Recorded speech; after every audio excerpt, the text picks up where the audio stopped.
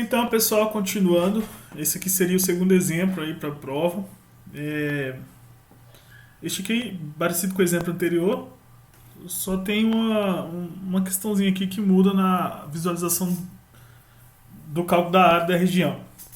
Então, novamente, vamos calcular aí o volume de solo de revolução, a região é y abaixo da curva y igual a x ao cubo e acima de um intervalo.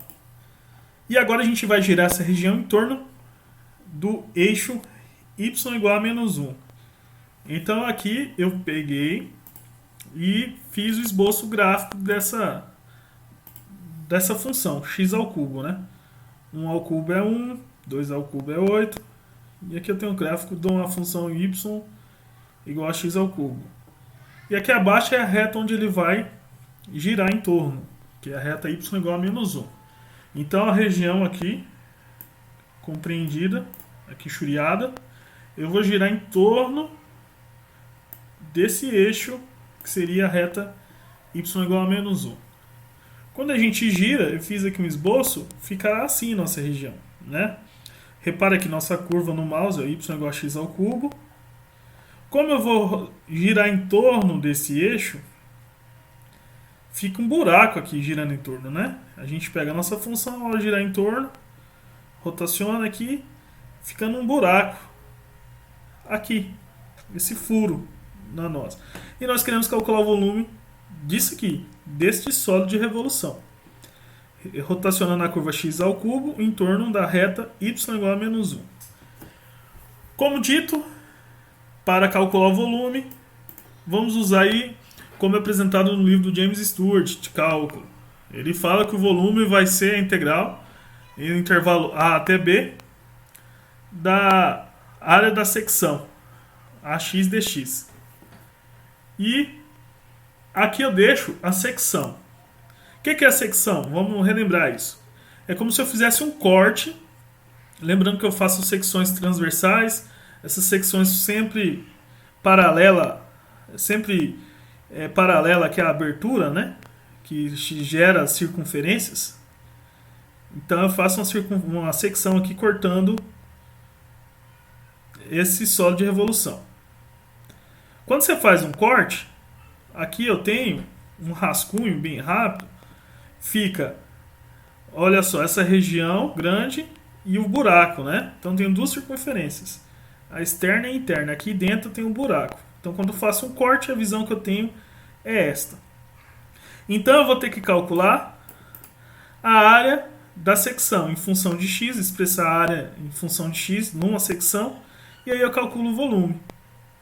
É isso que nosso exercício consiste agora, se tornando apenas isso.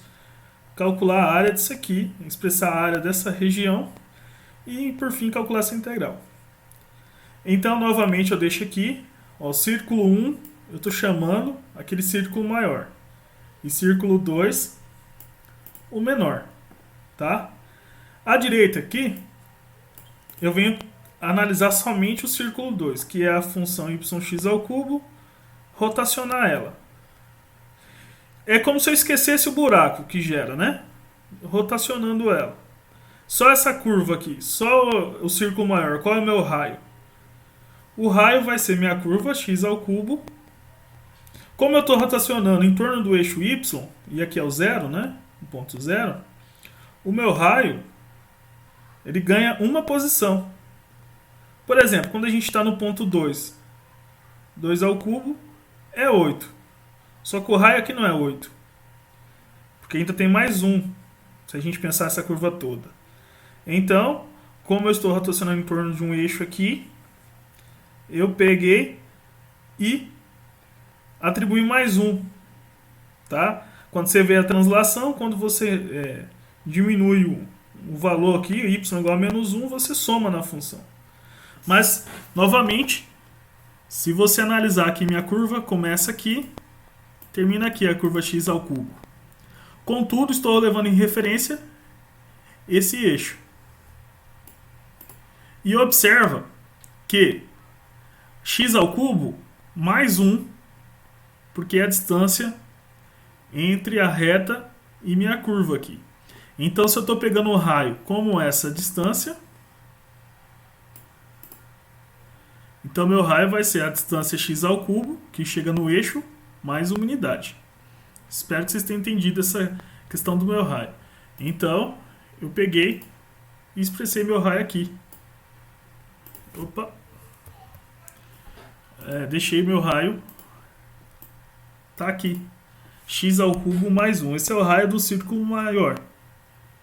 Certo? Por que eu estou pensando no círculo maior e círculo menor? Porque se eu quero a área da secção, eu não quero essa parte churiada, aqui rabiscada. Para calcular a área, eu vou calcular a área desse círculo maior e subtrair da área do círculo menor. Ou seja, eu pego a área desse círculo grande e tiro o buraco dela, que é esse círculo menor. Por isso que eu estou expressando dois raios aqui. O círculo maior, aqui, e agora embaixo eu venho com o círculo 2. O círculo 2, que é o buraco, voltando aqui nossa imagem, observa que aqui no círculo 2, quando você faz a rotação em torno do eixo y igual a menos 1, lembrando que aqui em cima está passando meu eixo y igual a x, eu tenho aqui uma distância de uma unidade. Ou seja, o raio do círculo 2, esse círculo, é 1. Então, como que a gente calcula a área agora? Vamos pegar novamente, para calcular essa área, eu pego a área desse círculo maior menos a área do círculo menor. Lembrando que a fórmula para a área é πr ao quadrado, correto?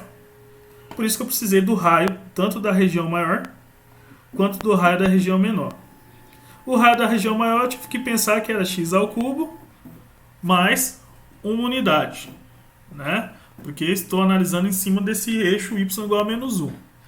Agora, quando eu fui analisar o círculo menor, que era um cilindro, o raio dele vai do eixo e não vai variar, porque aqui varia, ó. Tá vendo que a nossa curva vai aumentando? Então aqui aqui você tem raio 1. Aí depois você tem 2, aí você vai até um raio 9, né? Então um raio aqui nessa primeira varia, por isso que tem um x, uma variável.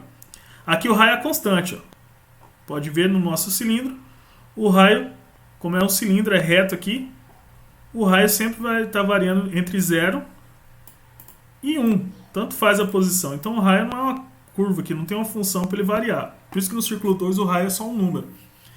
E como fica então a área da nossa secção? Lembrando, nossa secção é essa. A área vai ser πr ao quadrado, π vezes o raio da maior ao quadrado, menos π, o raio da menor ao quadrado. Então tem aqui a área do círculo 1, que a gente achou. E a área do círculo 2, π vezes r ao quadrado. Coloquei o π em evidência aqui. Ó, π, né, colocando em evidência. πx ao cubo mais 1 ao quadrado, π vezes 1. E desenvolvi x ao cubo ao quadrado, x elevado a 6. 2x ao cubo, 1 ao quadrado é 1. Com menos 1 que estava aqui, deu 0, por isso que não tem. Pronto. Eu tenho aqui, então, a área. E agora ficou fácil. Agora eu volto. Nós queríamos calcular esse volume, né? Dado pela integral da área. E aqui está. Indo de 0 até 2, porque o exercício falava que era preso ao intervalo de 0 a 2. Né? Opa, tem até um luxuriado aqui, né? Ainda tem mais aqui, ó. Essa parte aqui. De 0 a 2.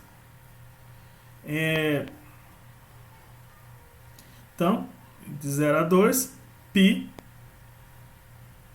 x à sexta mais 2x ao cubo, que foi a área dela que nós achamos. O π é uma constante, pode sair para fora da área de integração, da região de integração, e é só integrar aqui, x elevado a 6 mais 2x ao cubo.